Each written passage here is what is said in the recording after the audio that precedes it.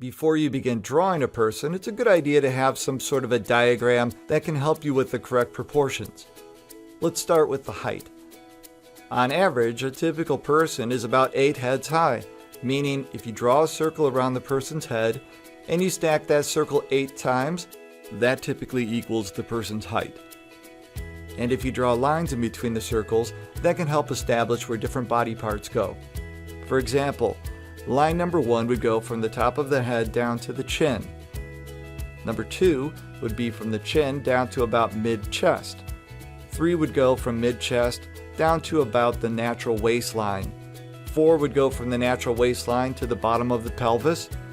5 would go from the bottom of the pelvis to about mid-thigh. 6 would go from mid-thigh down to the knees.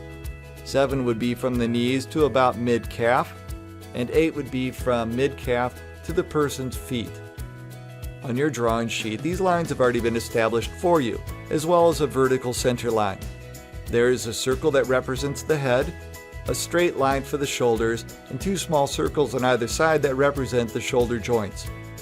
You can begin by drawing the neck with 2 small lines from the head down to the shoulders. Then it's time to draw the arms. Draw a line from the shoulder down to the top of line 3 with a small circle to represent the elbow. Then draw a line from the elbow to line 4 with a small circle representing the wrist, and you can draw hands either with a long oval or you could draw a wedge. For the upper torso, draw an open oval.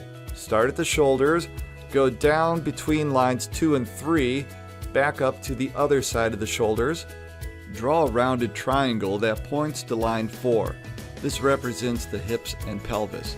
The width of the triangle is a little less than the shoulder width. Draw 2 small lines with circles on either side of the triangle to represent the hip joints. And you can draw the thighs with a line from the hip joint down to number 6. Draw a circle on either side to represent the knees. And you'll complete the leg with a line from the knees down to line 8. Draw 2 more circles, these will be the ankles, and you can draw 2 long ovals to represent the feet. You can now use this as a proportional guide and sketch a more detailed drawing on top.